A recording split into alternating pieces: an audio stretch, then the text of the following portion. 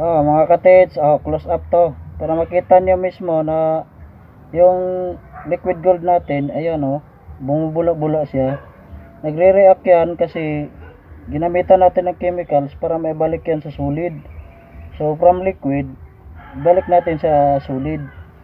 So may mga deposit dyan, huwag nyo sayangin, minamaking nyo lang yung deposit. Ito yun pinagkunan yan mga KTH, pinagkukunan yan ito yung pinagkukunan yan, mga simpleng bato lang, simento yan.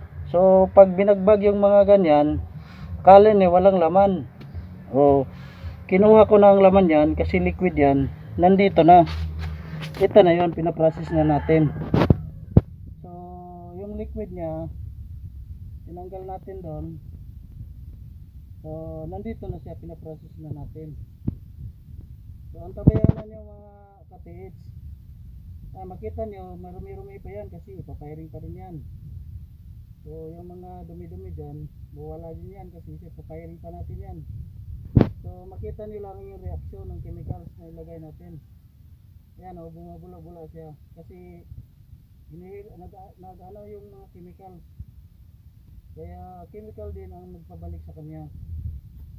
So huwag nyo sayangin yung mga deposit dyan. Panay ang hanap nyo ng gold bars, yun pala yung deposit dyan, kinunaw na ng mga hapon. Genius yung mga hapon, mga ka-TH.